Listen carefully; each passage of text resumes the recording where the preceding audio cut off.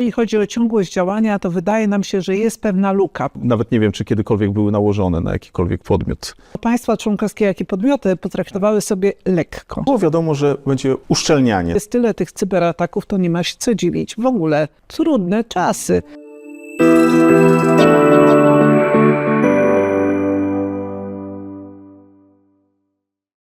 Dzień dobry, witamy Was serdecznie w rozmowach o ryzyku. Jest ze mną jak zwykle Igor Ziniewicz. A prowadzi Renata Davidson. Bardzo nam miło. Chcemy dziś powiedzieć kilka słów o ustawie o KSC, czyli gorącym temacie. No dużo, teraz wszyscy o tym mówią. Mocno opóźnionej ustawie. Mocno opóźniony, wyczekiwany i z utęsknieniem, ale my dziś mówimy głównie do małych i średnich przedsiębiorstw, które czasem zupełnie z zaskoczenia dowiadują się, że są objęte ustawą o KSC i w dużym kłopocie, bo do tej pory nikt im takich wymagań nie stawiał.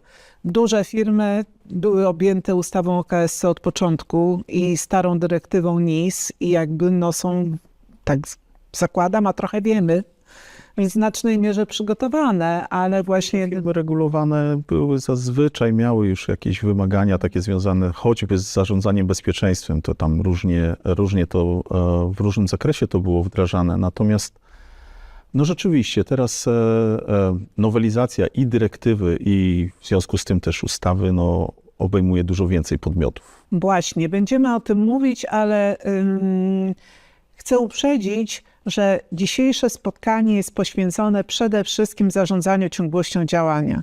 Ponieważ na temat cyberbezpieczeństwa jest masy informacji, masę po prostu, to jeżeli chodzi o ciągłość działania, to wydaje nam się, że jest pewna luka, przynajmniej po tych pytaniach, które ja dostaję na przykład podczas szkoleń ostatnio, które prowadziłam na Akademii Marynarki Wojennej, miałam takie pytania, które natchnęły mnie do tego, żeby Ciebie poprosić o to, aby rozmowy o ryzyku były na ten właśnie temat.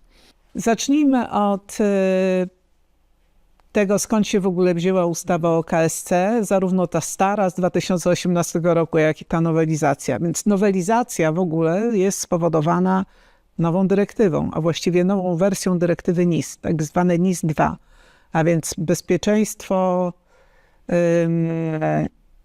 systemów informatycznych, tak, w Unii informacyjnych, to jest różnica, w Unii Europejskiej. I teraz to mnie zawsze po prostu rozbawia, ale w cudzysłowie, że dyrektywa została opublikowana w 2022 roku. Było 2 lata na jej wdrożenie, do 17 października ubiegłego roku. No i nie daliśmy rady. No nie. Ale pierwszą wersję też mieliśmy chyba z roku opóźnienia w pierwszej ustawie, więc można powiedzieć, że utrzymujemy tempo. Tak, była odłożona gdzieś na półkę i w zeszłym roku się za nią wzięto ponownie, albo nawet jeszcze trochę wcześniej. Jest 7 wersji, ja nie wiem, czy to nie jest 8. wersja, która jest w Sejmie, więc jesteśmy już na finiszu. No i co się zmieniło? Są nowe kategorie podmiotów objęte, naprawdę, podobno ktoś to policzył, że nie pamiętam, 20 000 firm w Polsce jest objętych, ale na pewno dziesiątki tysięcy, a nie tysiące. Więc są nowe sektory gospodarki, które są tym objęte, niektóre takie, które w ogóle nawet chyba nie przeczuwały, że je to może uderzyć, i rozszerzone wymagania prawne. Bo dlaczego w ogóle jest nowelizowana dyrektywa? Nowelizowana jest dlatego, że powiedzmy, że przepisy, które były dość elastyczne w pierwszej wersji, były traktowane bardzo wybiórczo przez państwa członkowskie i na przykład sam fakt, że podmioty były wybierane decyzją administracyjną, to już od decyzji urzędnika zależało tak naprawdę, kto będzie, a kto nie będzie objęty tą ustawą. No teraz trochę też wybierają. Teraz masz sektory i mają firmy, które spełniają określone warunki. A PKD, tak, mają się zapisać same. Nie ma czegoś takiego, że trzeba ich wskazać, nie czekają na decyzję. Odpowiadają same jakby za to, jeżeli robią właściwą działalność i spełniają kryteria, czyli na przykład wielkość, to już jest po wszystkim. Więc jakby to jest taka pierwsza rzecz. No i druga rzecz, która chyba dotyczyła jednak niektórych wymagań, które nie były dobrze doprecyzowane i też się tam zastanawiano, jak je wdrażać. No i przede wszystkim podniesiono kary, tak? Bo te kary, które były w pierwszej wersji, a tam do 150 000 złotych nikogo nie przerażały i w zasadzie nawet nie wiem, czy kiedykolwiek były nałożone na jakikolwiek podmiot. Tak, to rzeczywiście po prostu potraktowali sobie podmioty i zarówno państwa członkowskie, jak i podmioty potraktowały sobie lekko. Tak. Lekko. Więc było wiadomo, że będzie uszczelnianie systemu tak naprawdę. Tak. Zwłaszcza teraz, kiedy jest tyle tych cyberataków, to nie ma się co dziwić. W ogóle wojna hybrydowa, trudne czasy. Sztuczna inteligencja, która też już produkuje malware'y. Więc nie ma żartów i nikt nie chce, żeby doszło do paraliżu na przykład ogólnoeuropejskiego, systemu zasilania. Mieliśmy przykład blackoutu w Hiszpanii i Portugalii i wszyscy zaczęli się zastanawiać, wow, a jakby tak u mnie to było. Więc, ale to tylko prąd, który jest oczywiście usługą, tam sektorem objętym tym energia od zawsze, ale i tych usług jest znacznie więcej. Więc celem jest, żeby te standardy cyberbezpieczeństwa były jednolite w całej Unii Europejskiej, żeby wszyscy je jednakowo poważnie traktowali. I wisienka na torcie, że już nie będzie można delegować. Tak. Odpowiada zarząd. Odpowiada zarząd i albo zarząd wyznacza członka, który odpowiada za tą konkretną rzecz, a jeżeli nie wyznaczy, to odpowiada kolegialnie, jak to się ładnie mówi. Kolegialnie, a kary są fajne. Chociaż i takie u nas obniżyli w porównaniu do wcześniejszych. 3-krotność jest teraz pensji, a była 6-krotność. Tak, ale to były te kary, które mogliśmy jakby sami ustalić, bo te, które narzuciła dyrektywa, to nie możemy ich zmniejszać. Tak? Tam nie ma, to tylko mieliśmy prawo nałożyć dodatkowe i te dodatkowe w projektach były wyższe niż finalnie jakby są. Tak. I teraz wszyscy członkowie zarządy małych i średnich firm, bo przecież niby średnie firmy tylko są objęte ustawą o KSC, ale jeżeli ktoś działa w jednym z tych sektorów kluczowych i nawet jest jednoosobową działalnością gospodarczą, to może go decyzją administracyjną ktoś wskazać, że jest podmiotem kluczowym albo ważnym. A nie ma tam, przepraszam, nie ma tam limitu 50 osób czy czegoś takiego? Nie. Jest limit, ale można też, że to nie jest, Tak, mogą być wciąż wskazani, tak, to prawda. Jeżeli ktoś uzna ich za kluczowych, nawet regionalnie, tak, bo to nie musi być ogólnopolskie. Jeżeli nawet będą kluczowi, nie wiem, w jednym województwie, to tam można również ich administracyjnie wskazać, że mają się dostosować. A propos tych członków zarządu, którzy odpowiadają tam do 3-krotności pensji, to jeszcze jest jeden aspekt, że jest wymóg, że taki szef, czy taki członek zarządu, który zarządza tym cyberbezpieczeństwem, musi być kompetentny, musi na tym się znać. Może nie musi mieć doktoratu z informatyki, ani w ogóle nie musi mieć kierunkowego wykształcenia, ale musi regularnie się szkolić. Znaczy, ja to czytam znowu jako uszczelnienie systemu. Nie będzie można się zasłaniać, przepraszam. Nie wiedziałem, nie znam się na tym. Tak, na tym się nie znam. Proszę, nie zawracajcie mi głowy. To pan Piotr się tym zajmuje. Obowiązek się znać i jeżeli się nie zna, to go to nie zwalnia jakby Jak się nie zna, to dostanie karę. I firma też dostanie karę, bo nie spełnia wymagania ustawowego. Teraz te szkolenia są wymaganiem ustawowym, nie ma żartu. Także można popatrzeć też, patrząc na to, w którą stronę poszły te zmiany, z czym były największe problemy, tak? Z wyznaczaniem, jakby konsekwentnie wyznaczaniem podobnych podmiotów jako tych podmiotów, które mają się zabezpieczać, z odpowiedzialnością za zarządzanie tym procesem, i jakby z jakimkolwiek egzekwowaniem, czyli kary, które byłyby jednak dla firm w jakiś tam sposób motywujące, tak? Tak, to jest rzeczywiście. Teraz wszyscy równają właściwie do RODO z karami. Każda kolejna regulacja. Nie ma już operatorów usługi kluczowej. I to jest zmiana taka duża, dlatego że mówimy o podmiotach kluczowych i podmiotach ważnych. Operator usługi kluczowej przechodzi do ustawy o zarządzaniu kryzysowym, ale o tym będziemy mówić przy innej okazji.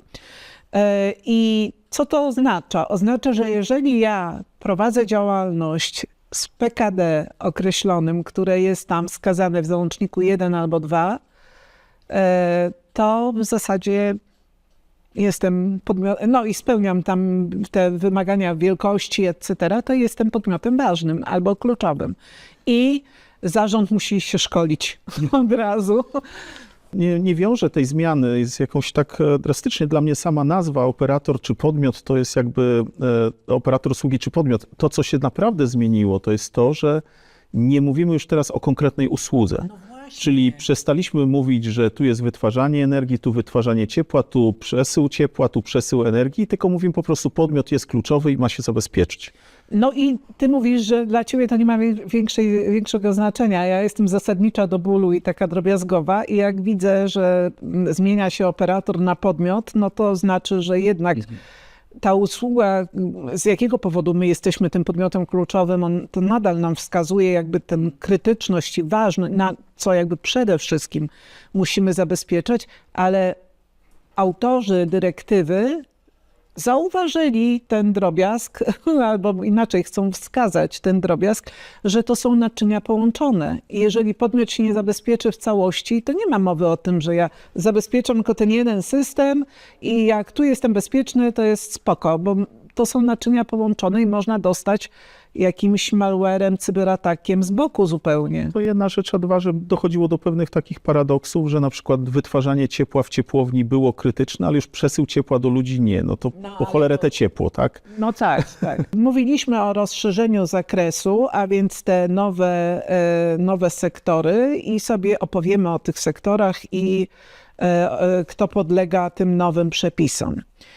Mamy tutaj dwa kluczowe kryteria, od których zależy. Pierwsze to jest wielkość, a więc trzeba mieć przynajmniej 50 osób.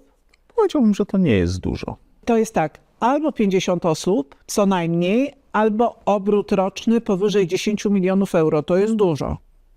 No, sporo, ale... No dużo, dla mnie dużo. Nie? I teraz to, na co trzeba zwrócić uwagę, to to, że ktoś może mu być daleko do tego 10 milionów, a może milion, może dwa, ale jak ma... Obrót to nie zysk, tak? To prawda. To jest tak, że obrót jest jednak, może być tak, że zyskujemy milion, ale obrotu możemy mieć 40 milionów, więc to jest... To daje pewien próg, to oznacza, że niektóre małe firmy rzeczywiście mogłyby powiedzieć, że nie spełniają, ale jeżeli zatrudniają powyżej 50 osób i pracują w konkretnej branży, To muszą. to i tak nie mają wyboru. Tak, muszą się zarejestrować w systemie, tak? Po prostu. Muszą się zgłosić jako podmioty. I teraz, czyli tak, to są te dwa główne kryteria i trzecie kryterium. Zaglądam sobie do załącznika numer 1 i 2 i patrzę, czy tam są te działalności, które ja prowadzę. No i teraz jakie to są działalności? Mamy podmioty kluczowe, które doskonale znamy. Energia, transport, co tam jeszcze jest? Finanse oczywiście. Ochrona zdrowia, ona chyba w pierwszej wersji była. Tak, woda i ścieki też była. Infrastruktura cyfrowa i zarządzanie ICT też. To w zasadzie nie było tak wprost, wtedy było to odrębne pojęcie dostawcy. Tak, teraz zostało to rozdzielone. Po prostu jak jest podmiot, który... Bo tutaj infrastruktura cyfrowa i zarządzanie ICT, a więc infrastruktura to jest ten najniższy poziom, bym powiedziała, czyli na przykład ten główny serwer, nigdy nie pamiętam jak się nazywa, od którego zależy internet, tak, w Polsce. Plix, tak. Chodzi o węzeł komunikacyjny. Tak, węzeł komunikacyjny. Ale też systemy DNS-ów i tak dalej, takie podstawowe systemy, które pozwalają na zarządzanie siecią. Nieduzi operatorzy telekomunikacyjni, a może nawet nieduzi, jeżeli spojrzymy na te limity 10 milionów euro i 50 osób, to może się okazać, że ci mniejsi regionalni również powinni się zabezpieczać. No i mamy podmioty ważne.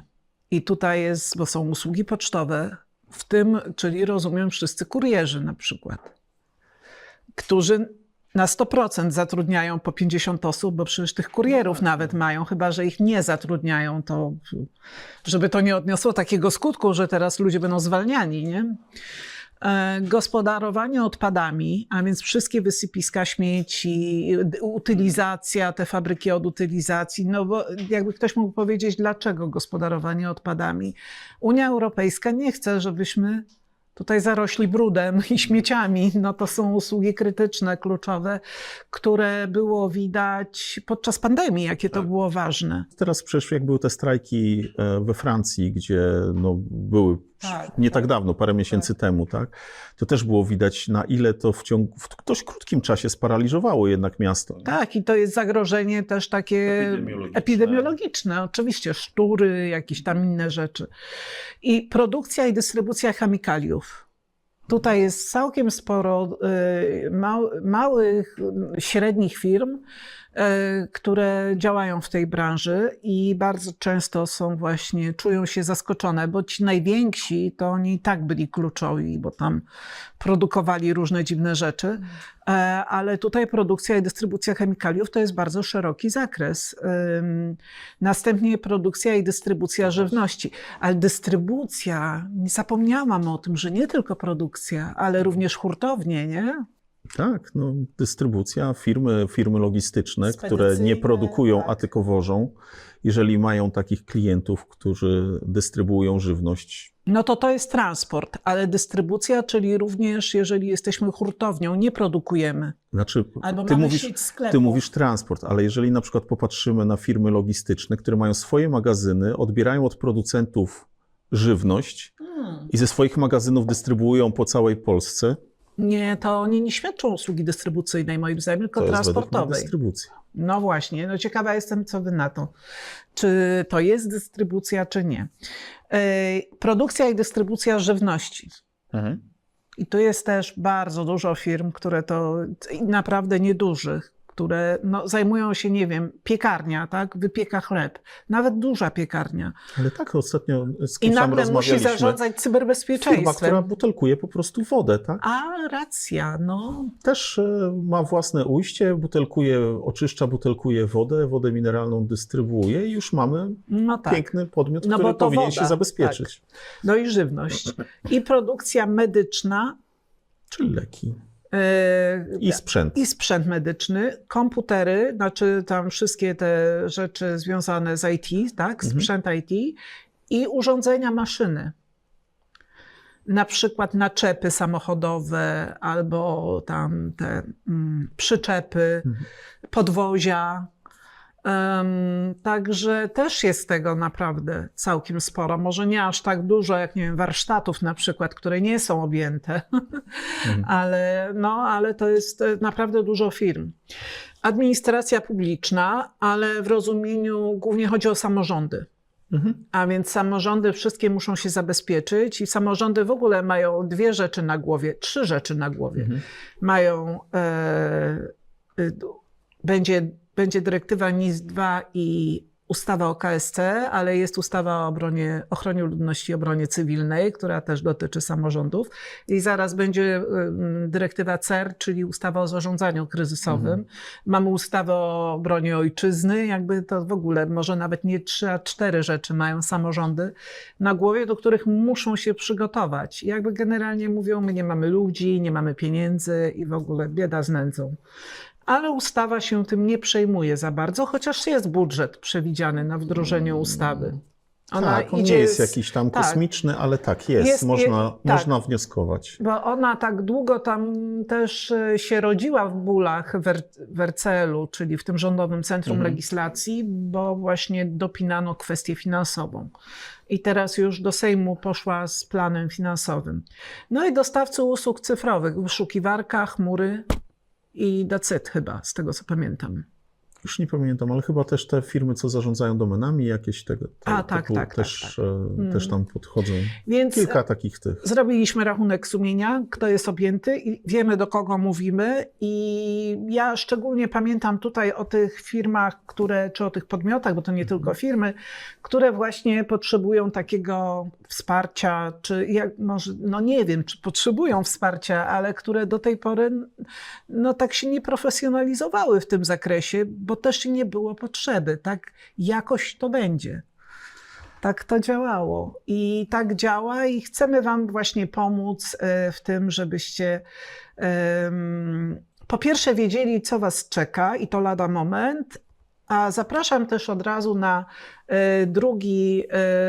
drugi materiał, który opublikujemy zapewne w ciągu kilku dni, więc zasubskrybujcie i uderzcie w dzwoneczek, żebyście o tym wiedzieli, gdzie powiemy, jak przygotować tę część dotyczącą ciągłości działania, bo to jest trochę inna bajka niż cyberbezpieczeństwo i właśnie o tym się mniej mówi. Więc tak, skąd się w ogóle wzięła ciągłość działania? Dlaczego my o tym mówimy? Przecież to jest ustawa o Krajowym Systemie Cyberbezpieczeństwa. Nawet z pierwszej wersji chodzi cały czas o ciągłość działania tak naprawdę tych podmiotów. No, nikt tutaj nie zabezpieczamy się dla zabawy, tylko po to, żeby te usługi działały. I w ogóle wiesz co, bardzo mało osób o tym mówi. W ogóle się jakby to pomija. Tak jakby zarządzanie cyberbezpieczeństwem i to, żeby nie złapać żadnego malware'a, czy robala, czy czegoś tam, że to jest celem, żeby systemy informatyczne szumiały i działały sobie ciągle. Ale żadna firma nie istnieje po to, żeby jej systemy sobie szumiały i żeby tam ciągnąć energię, tylko po to, żeby świadczyć usługi w oparciu o te systemy. Więc tak naprawdę chodzi wyłącznie o zarządzanie ryzykiem i ciągłość działania. Chyba nawet jest to wprost powiedziane, że celem jest zapewnienie niezakłóconego świadczenia usług, tak? Przez podmioty kluczowe i ważne. Tak. I teraz ktoś mógłby powiedzieć, okej, no to co, ja mam drugą firmę taką sobie postawić? To odpowiedź brzmi nie ma takiej potrzeby. Natomiast ustawa nam daje pewną furtkę, że nie musimy, że możemy to robić adekwatnie do tego, jak jesteśmy duzi i jak bardzo jesteśmy narażeni. W zasadzie bardziej adekwatnie do ryzyka jest powiedziane, więc trzeba też się zastanowić, dla kogo to ryzyko. Tak? Ale jakbyś mógł wytłumaczyć, co to znaczy adekwatnie do ryzyka? No bo to tak ładne słowa, adekwatne, ale tak z polskiego na nasze. Jako ekspert od zarządzania ryzykiem.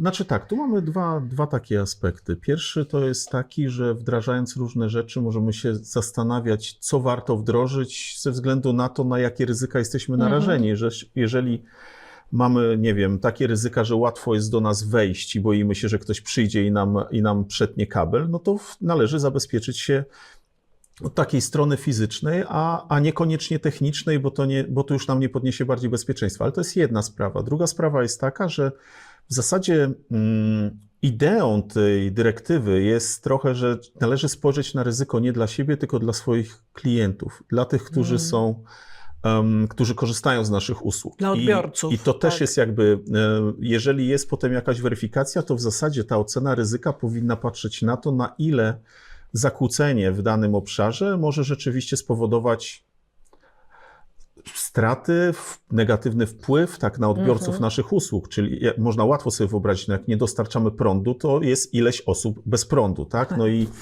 tutaj możemy również patrzeć na to, tam ustawa trochę nam pomaga, mówiąc o tym, co raportujemy jako incydenty, mówi o ilości odbiorców, o zasięgu geograficznym i tak dalej. Tu trzeba sobie dobrze popatrzeć na to, jak wygląda charakter naszej usługi, no i dobrać takie środki, żeby odpowiednio ją zabezpieczyć. Czyli nie ma co się dziwić, że nie wiem, firma, która dystrybuuje prąd, nie wiem, jak PSE na całą Polskę, Krajowy System Elektroenergetyczny, powinna stosować zapewne większe zabezpieczenia niż firma, która dystrybuuje gdzieś lokalnie, co nie znaczy, że ta lokalna nic nie musi zrobić. Ona wciąż musi powiedzieć, że zadbała o ryzyko związane z jej odbiorcami, tak? Natomiast może stosować inne środki. To jest trochę jak w RODO, że nie patrzymy tylko na to, czy ja na tym tracę, czy nie, i ile tracę i że w zasadzie mogę tydzień nie działać, nic się nie stanie, tylko dla mnie nic się nie stanie. To nie jest dla nas krytyczne, bo my na tym nie zarabiamy tak dużo, tak? A teraz odwraca się sytuacja, znaczy to jest też ważne, ale musimy patrzeć właśnie z zewnątrz, czyli no jak ja nie działam, to jak bardzo to boli moich odbiorców i łańcuch dostaw, których jestem elementem. No ale to jest też odbiorca. To, do czego zmierzałam, to jest kwestia dostosowania środków technicznych, czyli mówiąc po polsku zabezpieczeń, do poziomu ryzyka.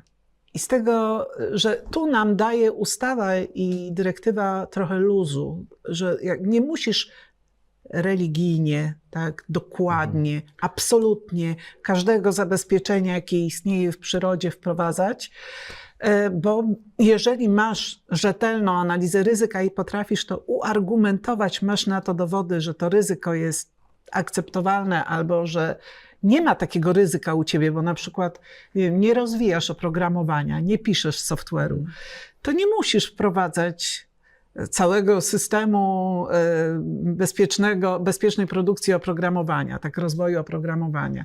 Więc jakby o to mi też chodziło, że to jest takie, ja to nazywam furtką, że można się poratować. No, można się poratować też, jak mówimy w ogóle o wdrażaniu systemu zarządzania bezpieczeństwem informacji, no to tam nawet zgodnie z normą jest to wszystko oparte na ocenie ryzyka. Więc tutaj rzeczywiście, natomiast rzeczywiście i tak powinna ta analiza być. Natomiast tak jak mówisz, to jest pewna możliwość, żeby sobie dostosować zabezpieczenia do swojej organizacji. Tak, i to jest bardzo ważne, żeby nie, jakby ja tak to podkreślam, bo to, czego się obawiam, to że firmy będą dostawały takie Ctrl-C, Ctrl-V jako produkt, czyli jako system bezpieczeństwa. Zmieńcie sobie tylko nazwę firmy i będzie OK. No nie będzie OK, tak? To jednak i tak nadal trzeba tę analizę ryzyka mieć i to jest podstawa do tego, żeby w ogóle jakieś decyzje podejmować. A w ciągłości działania to jeszcze na dokładkę trzeba zrobić analizę BIA. Ale o tym będziemy w szczegółach mówić w następnym filmie. Konkretne wymogi, jakie pojawiają się w ustawie zgodnie z artykułem 8. W artykule 8 w ogóle jest wszystko, co trzeba zrobić, w zasadzie jest w artykule 8, albo to najważniejsze rzeczy. I tutaj mamy precyzyjne obowiązki w zakresie utrzymania ciągłości usług. No i patrząc na to, jaki jest zakres takiego planu ciągłości działania, to można mówić o 3 rodzajach planu. Mamy ten plan ciągłości działania główny. Czyli ten, który mówi, w jaki sposób będziemy dalej realizować nasze usługi, jeżeli coś się wydarzy. Tak, czyli jest dramat i żużel, jak ja to mówię, kryzys. Działać. I jak my będziemy działać w takiej sytuacji, kiedy mamy połowę ludzi, nie mamy dachu nad głową, prądu, połowy, nie wiem, linii produkcyjnych, to i tak by było optymistycznie. Magazyn, tak, jeśli mamy jeden, no musimy mieć jakiś pomysł, co z nim zrobimy, jak się zabezpieczymy. I to jest ten plan biznesowy, po angielsku Business Continuity Plan, czyli to, co dotyczy tego, w jaki sposób ten nasz biznes będzie działał w sytuacji kryzysowej. Ale jest też plan od strony technologicznej i to nie tylko IT, prawda? A czy generalnie odbudowa jakby takiej bazy technologicznej, tak, na której działamy, odbudowa infrastruktury, to można sobie wyobrazić właśnie jako odtwarzanie pewnych, nie wiem, możliwości produkcyjnych, tak? Bo nie powiem, że wprost odbudowywanie linii, bo to może być... Za dużo. Może być to, jakby ta odbudowa może być zrobiona w trochę inny sposób, tak żeby te usługi jak najszybciej przywrócić i to niekoniecznie w pełnym wymiarze, ale w takim, który będzie właśnie uzasadniony, żeby powiedzieć, że działać. Więc z jednej strony mamy ciągłość procesów, z drugiej strony mamy odbudowę, czy odtwarzanie, czy zastępowanie infrastruktury, bo tu można stosować też różne strategie. Bo jak mówimy o disaster recovery, czyli tych planach odtwarzania, to zwykle wszyscy myślą o IT. I my właśnie zawsze tutaj podkreślamy, że nie tylko IT, że także dowolna infrastruktura, która jest potrzebna... Powiedziałaś o magazynie, tak? Potrzebujemy magazynu, który nam się spalił. Potrzebujemy jakichś urządzeń, żeby na przykład produkować tę chemię, te farby czy tę żywność. Same systemy informatyczne nam nie wystarczą. I plany zarządzania incydentem. Albo procedury zarządzania incydentem, czy reagowania na incydenty, bo to jest, ktoś mógłby powiedzieć, no przecież jest DRP i jest plan BCP, czyli ten plan biznesowy i rzeczywiście zarządzanie incydentem jest częścią tych planów. Jak my piszemy, to zwykle jest, prawda? Bo nie ma nic innego ale u naszych klientów. Ale są też klienci, którzy mają już plany reagowania na rozmaite kryzysy czy incydenty i wtedy my się w to wpinamy z tą częścią biznesową czy z tą częścią IT. I właściwie, jeżeli chodzi o plany zarządzania incydentem, czyli to po angielsku nowe pojęcie, Incident Security and Contingency Plan. Także taki naprawdę emergency. To jest ratowanie życia i zdrowia ludzi, ratowanie mienia, taka pierwsza reakcja. I w zasadzie jak zrobimy analizę ryzyka, to wtedy mamy listę. Zdarzeń, na które powinniśmy być przygotowani. I na każde z tych zdarzeń powinniśmy mieć procedurę, co wtedy zrobimy. Nawet jeżeli to prawdopodobieństwo jest niewielkie, bo w ciągłości działania to nas to w ogóle mało interesuje. Ale to, tak jak mówię, na odrębny temat. I teraz tak, ustawa mówi bardzo wyraźnie, że nie wystarczy mieć tylko papier. Tak naprawdę dokumentacja, która nie jest wdrożona, ludzie nie są przeszkoleni z wykorzystania, to tak na dobrą sprawę nawet nie wiemy, czy to jest realnie wykonalne, to co sobie tam zapisaliśmy, więc po pierwsze musi być ona wdrożona, czyli sprawdzona. Właśnie. No, ludzie muszą jakby po pierwsze się z nią zapoznać, po drugie zweryfikować, czy to jest w ogóle wykonalne. Oczywiście przede wszystkim robi się to poprzez testy, a jeżeli jest to rzeczywiście jakaś usługa, czy taki pomysł na utrzymanie tej ciągłości działania, czy odbudowę, której nie możemy przetestować, nie zatrzymując swojego biznesu, no to przynajmniej musi to być weryfikowane przez osoby, które faktycznie wiedzą, jak te procesy przebiegają i są w stanie powiedzieć, czy to ma szansę powodzenia. Tak? Pamiętam, że wiele rzeczy było testowanych w praktyce. Ja kiedyś pamiętam, że jeden z naszych klientów robił test tego, czy da się prowadzić dostawy węgla do kotła w elektrowni bez pośrednictwa systemu, bez systemu sterowania, stawiając ludzi przy wszystkich taśmociągach i sterując tym na komendy. Ale to właśnie sprawdzili, czy to działa. To jest jakby przykład tego, że wiemy, że po prostu jesteśmy w stanie to faktycznie zrobić. Także trzeba pamiętać, że oczywiście musimy spełnić wymogi formalne, czyli mieć określoną liczbę dokumentów, ale jeżeli już faktycznie wystąpi incydent, to musimy być pewni, że te procedury zadziałają i mają szansę utrzymać nasze usługi. I my tutaj mówimy o testach planu ciągłości działania, czy planu DRP, czy zarządzania incydentem, nie o testach penetracyjnych, o których też teraz wszyscy brzęczą, bo one są konieczne, ustawa ich wymaga, ale to nie jest jedyny rodzaj testu odporności. Znaczy przede wszystkim testy penetracyjne są testami prewencyjnymi, które mają wykazać pewne luki w zabezpieczeniach. Natomiast plan ciągłości działania czy plan odbudowy jest to już plan reagowania na to, kiedy coś się wydarzy, a tego nie możemy wykluczyć. Pomimo wszystkich zabezpieczeń jednak nic się nie stanie. Tak, zawsze to prawdopodobieństwo jest większe od zera. To zapamiętałam. No i wspominaliśmy już o tym, że jakby jesteśmy w jakimś łańcuchu dostaw. Żadna firma nie jest samotną wyspą.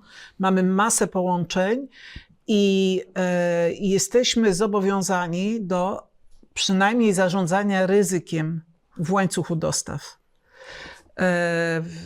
Co to znaczy? No, nie wystarczy mieć...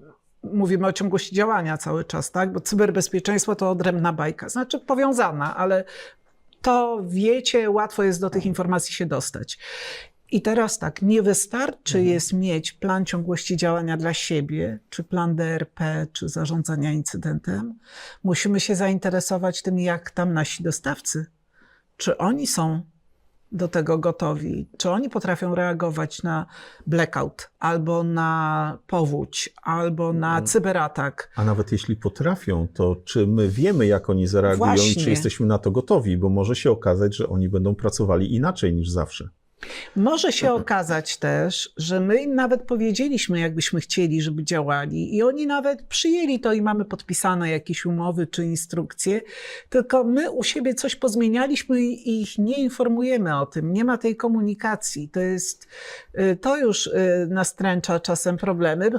Bo tak przypomniało mi się, bardzo dobry przykład to jest ta Polska Agencja Kosmiczna, kiedy spadały kawałki Falcona, o właśnie.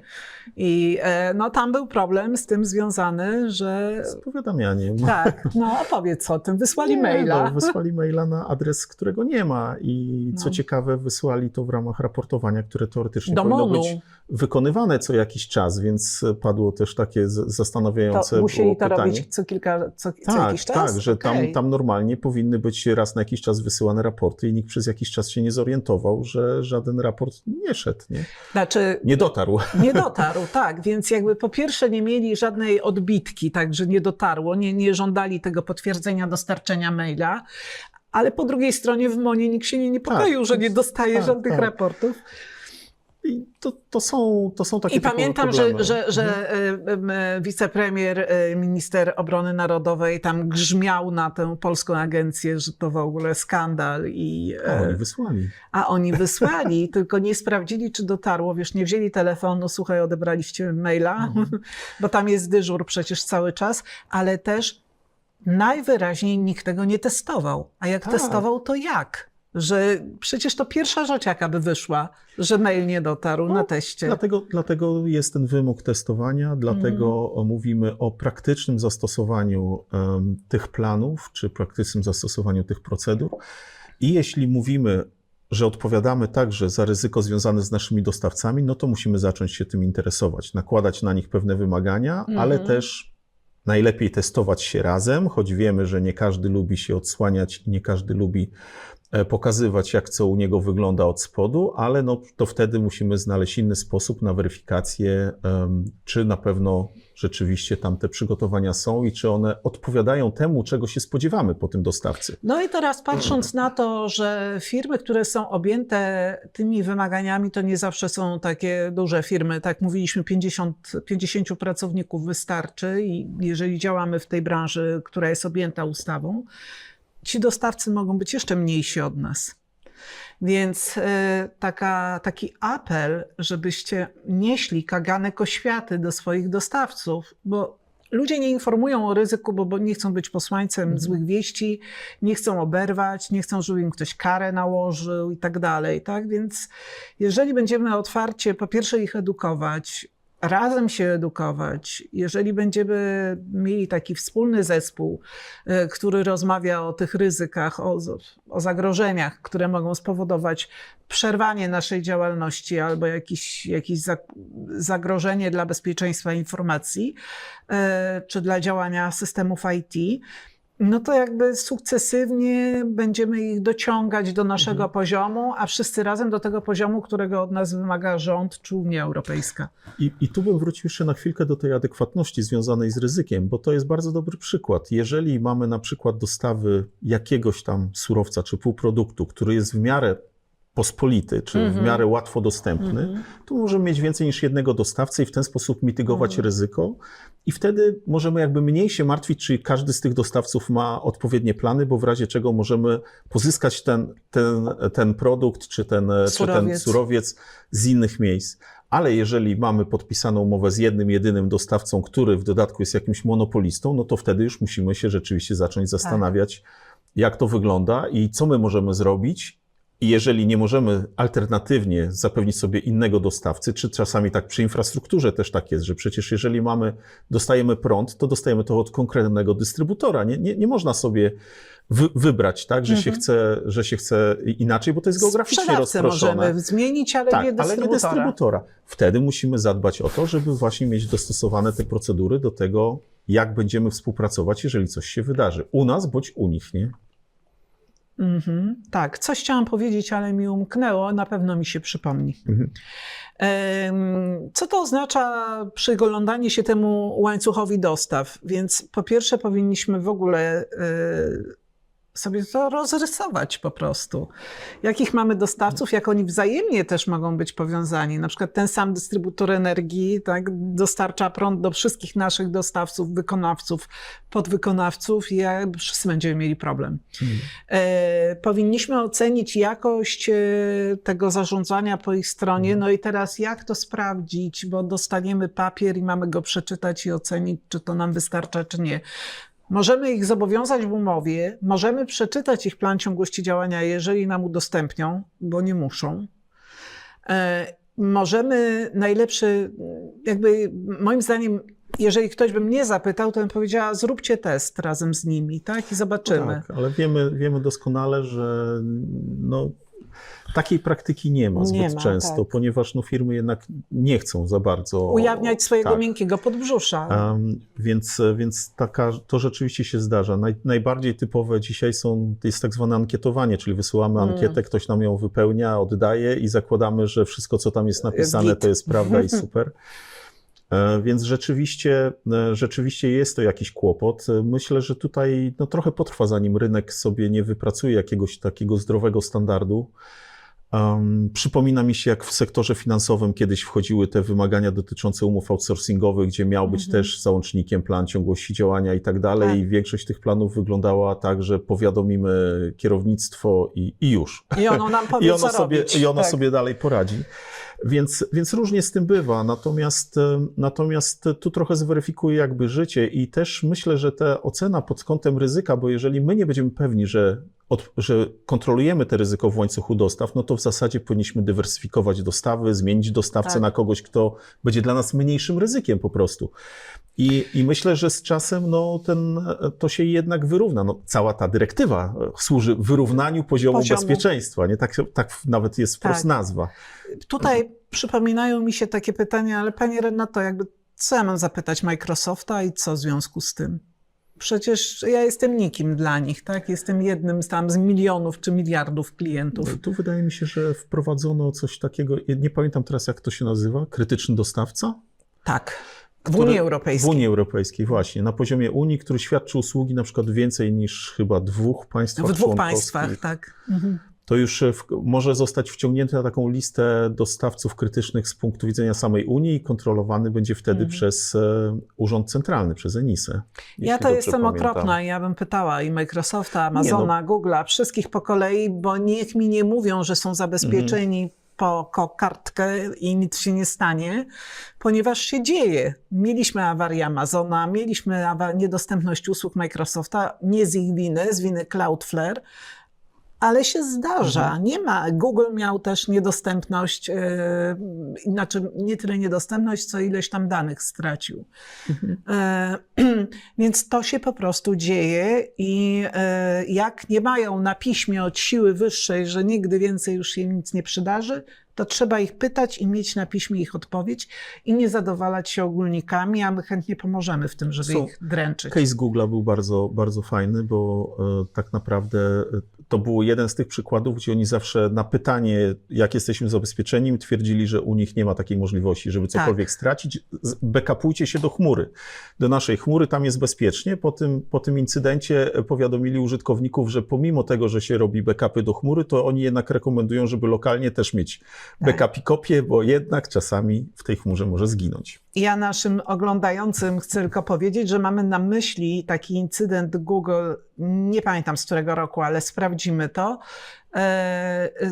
gdzie wielka burza nad Belgią i piorun uderzył 4 razy w ich data center. No i okazało się, że mieli utratę danych i wtedy było wielkie zdumienie, jak to możliwe. A propos prawdopodobieństwa, 4 razy w to samo miejsce. I tu cię zaskoczę, ponieważ naukowcy twierdzą, że właśnie jeżeli piorun uderzy w jedno miejsce, to prawdopodobieństwo, że uderzy drugi raz w to samo jest bardzo wysokie. Czyli bo to jest mit. Energia idzie po najkrótszej jakby ścieżce. Jeżeli tam okazało się, że to było najkrótsza droga, to zapewne kolejne uderzenie pójdzie dokładnie w to samo miejsce. No widzisz, a jest taki mit powszechny, że piorun że drugi raz się nie uda. Piorun nigdy 2 nie razy uderza strzeli, w to samo miejsce. Tak. Nie, nieprawda. Właśnie jest to w trakcie jednej burzy, jeżeli są wyładowania, jest duża szansa, że uderzy 2 razy w to samo. Mamy kolejne zmiany, właściwie to nie są zmiany, no nie, jest kilka zmian, przepraszam, mówię o zgłaszaniu incydentów poważnych i cyberzagrożeń, aczkolwiek cyberzagrożenia zgłaszamy dobrowolnie, a incydenty poważne musimy. I teraz tak, musimy znać moment zarówno wystąpienia incydentu, jak i jego wykrycia, bo w zasadzie powinniśmy zgłaszać od momentu wystąpienia incydentu, ale moment wykrycia też zgłaszamy. I jeżeli nie znamy daty wystąpienia, momentu wystąpienia, bo tak może być, to wtedy zgłaszamy moment wykrycia. Tak? Jest tak w ustawie. Tak się zastanawiam, czym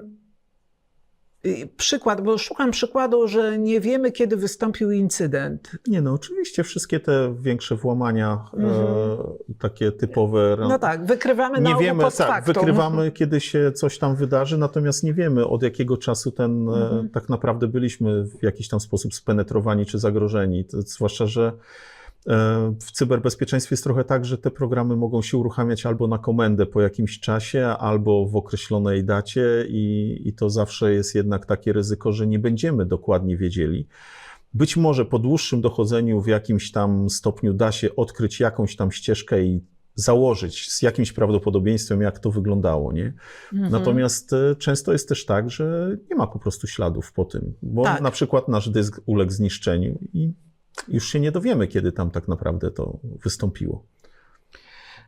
Mamy obowiązek wysłania wczesnego ostrzeżenia, że coś się dzieje w bardzo krótkim czasie, a na samo zgłoszenie, czyli tak, w ciągu 24 godzin musimy wysłać wczesne ostrzeżenie. Tego nie było wcześniej, to jest nowość. Bo było tylko zgłaszanie incydentu poważnego w ciągu 72 godzin i uznali, że to jest za późno.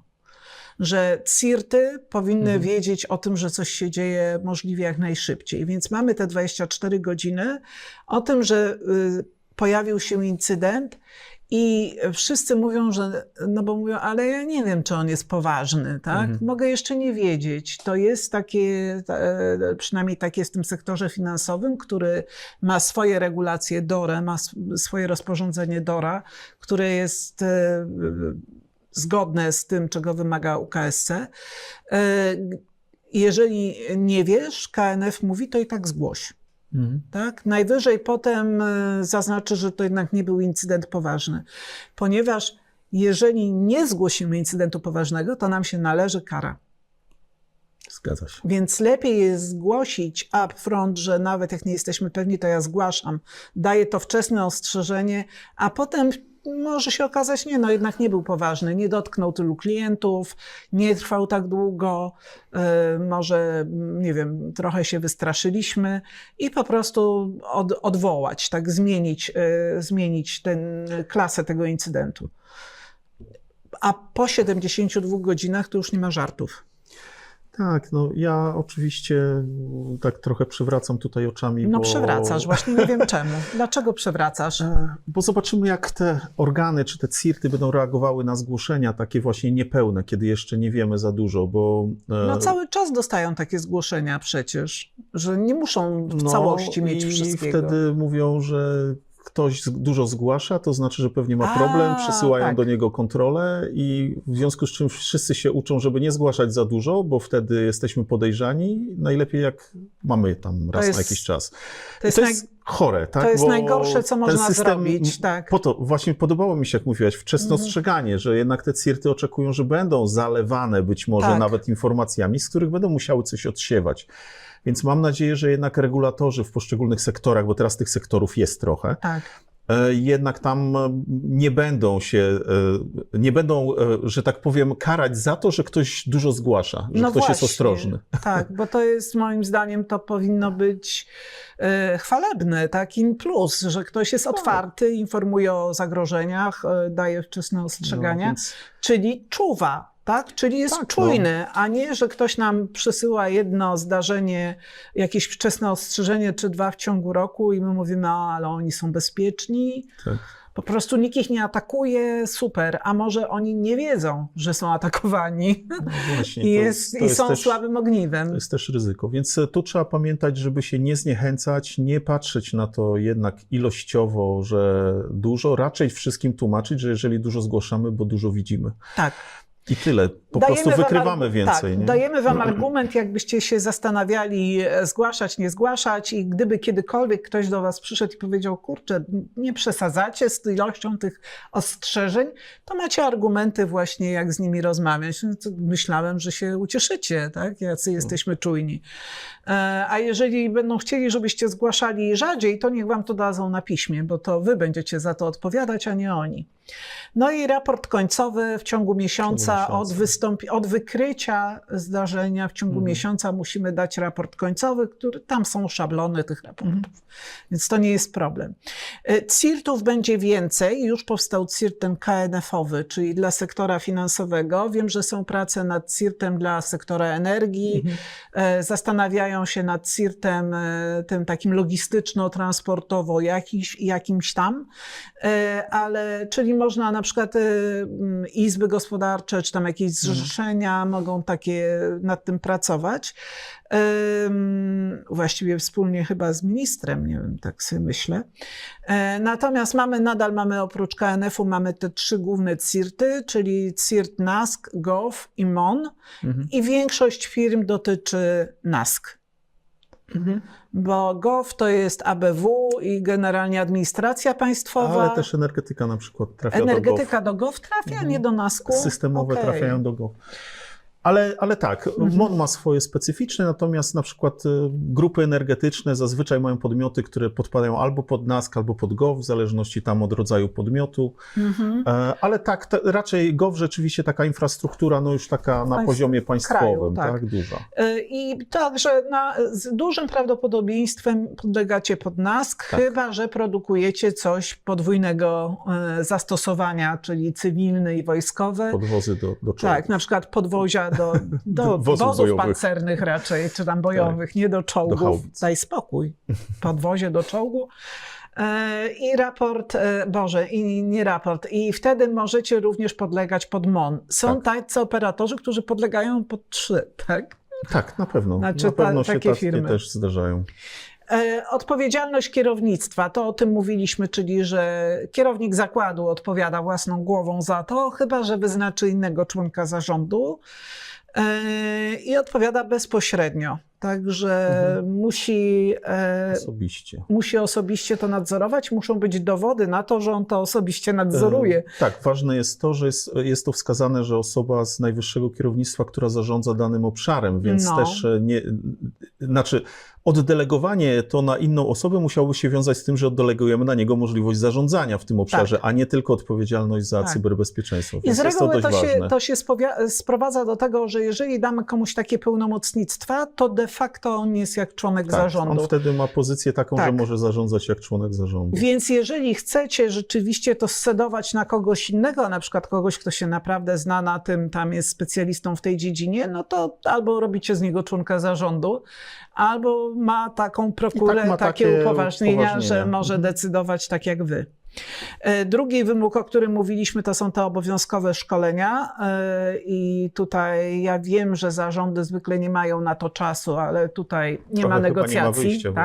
Nie ma negocjacji, trzeba się szkolić i to regularnie, nie wystarczy raz i zapomnieć na 3 lata. I muszą właśnie ten aktywny nadzór, muszą być dowody na ten aktywny nadzór, czyli że najważniejsze decyzje na przykład wy podejmujecie i podpisujecie. No i kara pieniężna na kierownika podmiotu w wysokości 300% miesięcznego wynagrodzenia w przypadku rażących lub uporczywych naruszeń obowiązków.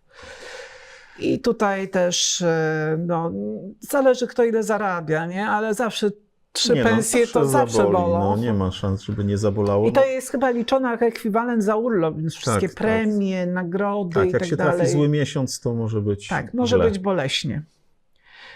No i teraz kary dla przedsiębiorstw. Jest tu różnica wysokości kary pomiędzy podmiotem kluczowym a podmiotem ważnym.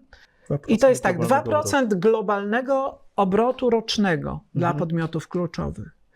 I to jest, słuchajcie, jeżeli jesteście dużą spółką i macie jakiś jeden mały zakład, który, mały, nie mały, wszystko jedno, który działa w tej branży, a więc wpadliście w tę sieć UKSC i jesteście podmiotem kluczowym, to te 2% nie będzie dotyczyło, jakby ryzyko spowoduje nam jakiś oddział, tak, w naszej firmy, ale 2% zapłacimy od globalnego obrotu. Tak. I 1,4 globalnego obrotu rocznego dla podmiotów ważnych. To takie symboliczne. No gdzie 2 i 1,4 prawie to samo. 1,4, no dobrze. Tak wygląda na taki malutki. 2/3 tego, co krytyczne. No tak patrzę, jeżeli ma podmiot ważny, tam nie wiem, 10 milionów euro, 1%, no to już bolesne. Tak. Nie no, to różnica jest tak naprawdę o 1/3 Ja między wiem, między krytycznym jednym a ważnym, drugim, tylko więc- zastanawiam się, jaka jest ta kwota, tak? Jaka to będzie kwota fizycznie, czy to mało, czy dużo. Masz próg wejścia tam 10 milionów euro, no to obrotu, no to nawet jak taka Zależy, firma jaką ma... mam marżę, tak? To albo mnie to... Nie, to jest już tylko... Ja wiem, to jest obrót, ale wiesz, chodzi mi o tę kwotę. Czy jeżeli ja mam wysokomarżowe usługi, to może mnie ta kwota tak za bardzo nie zaboli, ale jeżeli jadę na marży 1,4% rocznie, tak? To już będzie bolało. Czy 2% Czyli rocznie. cały zysk na karanie. A są takie branże jak na przykład właśnie produkcja, dystrybucja żywności, gdzie tam się działa na niskich marżach. Może nie 2%, ale no, nie są jakieś Bóg wie jakie, tak, duże. No i podsumowanie, czyli ile mamy czasu na wdrożenie? Bo to jest też taka wątpliwość. Tak? Nie no. Od momentu wejścia ustawy w życie. Jeśli Od wejścia dobrze w pamiętam, życie. Pół roku, Tak. tak. Tak. Na zarejestrowanie się jest krócej, jeśli dobrze pamiętam, chyba miesiąc albo coś koło tego na zgłoszenie się do rejestru samodzielne. Przypominamy. Tak. Trzeba samemu ocenić, czy się podlega i się zgłosić, a 6 miesięcy jest na wdrożenie systemów, czyli na wdrożenie zabezpieczeń. I termin jest nieprzekraczalny. I teraz, co jest ważne, że oczywiście my tam uzupełniamy informacje w systemie S64, żeby mi się numer nie pomylił. Chyba 46, ale nie jest ja zawsze mówię odwrotnie. Sprawdzimy i napiszemy wam na ekranie. Więc w tym systemie, który jest, w którym się trzeba zarejestrować i tam jedno z pierwszych pytań to jest, czy macie plan ciągłości działania. To mnie zaskoczyło w ogóle. Jeden z klientów mi powiedział, bo my nie mamy dostępu do tego systemu. Jeszcze nie jesteśmy podmiotem kluczowym ani ważnym. Natomiast jedno z pierwszych pytań, jak się tam ludzie logują po dostaniu dostępu, to jest właśnie o plan ciągłości działania. I stopniowo możemy te informacje uzupełniać, bo nikt nie oczekuje, że od razu na początku będziemy mieli 100% zgodności, ale po 6 miesiącach to już musimy mieć 100% zgodności i jak przyjdzie audyt, a przyjdzie, bo jest obowiązkowy raz na 3 lata, raz na 3 lata przychodzi do nas tak zwany audyt bezpieczeństwa, czyli przychodzą te firmy, które tam certyfikują na zgodność z ISO 27001, a to najczęściej te firmy, ale różne firmy, jeżeli mają odpowiednio wykwalifikowanych audytorów, to przyjdą do nas na audyt i właściwie powinny sprawdzić, którego dnia były tam pewne rzeczy się zadziały, czy w ciągu tych 6 miesięcy się zadziały. Aczkolwiek i tak ważniejsze jest to, że gdyby się coś wydarzyło po tych 6 miesiącach, to już nie mamy usprawiedliwienia, tak? Że czegoś nie zrobiliśmy, albo że czegoś nie mamy. I takie są 4 główne luki. Po pierwsze, rachunek sumienia sprawdzić załącznikiem 1 i 2, czy ja jestem tym w ogóle objęty. Po drugie, ten wykaz nie w ciągu miesiąca, w ciągu 3 miesięcy. I to jest już karane, jeżeli się nie zarejestrujemy. Jeśli w ciągu 3 miesięcy od wejścia ustawy w życie się nie zgłosimy, to już możemy zostać ukarani. No i co dalej? A właściwie od czego należałoby zacząć? Pewnie od analizy ryzyka, No. żeby sobie określić, co musimy tak naprawdę wdrożyć w ciągu tych Właściwie 6 miesięcy. taka analiza luk, co mamy, a czego nam brakuje. Ale jeżeli spojrzymy na to jeszcze przez ryzyko, bo i tak zabezpieczenia powinniśmy uwzględniać w ocenie ryzyka, to wtedy możemy też widzieć, w których miejscach tak naprawdę te luki są najbardziej palące. I wtedy będziemy działać zgodnie z tym podejściem opartym o ryzyko, a nie, że sprawdzamy wszystko i wszystko. Żeby nie było też tak, że przeinwestujemy przez te 6 miesięcy w coś, co może nie powinno być priorytetem. Nie? Tak, co byśmy mogli spokojnie uargumentować, że, dlaczego tego nie robimy. Że tego nie musimy robić. Bo 6 miesięcy trzeba sobie powiedzieć dla kogoś, kto nie ma wdrożonego tego typu systemu, to może mało. być bardzo krótko. Tak. No i budżetowanie i planowanie, czyli nie da się tego zrobić za darmo i nie da się tego zrobić bez ludzi. No i można wnioskować wtedy właśnie do ministra cyfryzacji chyba o dofinansowanie. Dofinansowanie. Prawda, bardzo ważne. Także pamiętajcie, możecie wnioskować o dofinansowanie do Ministerstwa Cyfryzacji. Samorządy też mają już środki przeznaczone na to. Ja wiem, że nigdy nie ma dość, ale zawsze coś. Tak, jest pomoc, to starajmy się. I To by było na tyle, jeżeli chodzi o omówienie ustawy o UKSC. Zapraszamy Was do kolejnego filmu, gdzie chcemy opowiedzieć szczegółowo, jakby, no dobra, to już wiem, dlaczego mam mieć ten plan ciągłości działania, a my Wam w tym kolejnym filmie opowiemy, jak to się robi. No na tyle, na ile to będzie możliwe w ciągu jednego spotkania. Nie liczymy czasu, no ale też wiemy, że każdy ma wytrzymałość jakąś na oglądanie. Takie szkolenie trwa 2 dni na przykład, żeby się, jak chcecie kogoś wysłać do nas na szkolenie, to ono trwa 2 dni bite. I cóż, no to jest na pewno skomplikowane przedsięwzięcie, zwłaszcza dla kogoś, kto nie ma tego poziomu dojrzałości, który mają te wielkie firmy. I trzymamy kciuki. I powodzenia. I do zobaczenia. Do zobaczenia.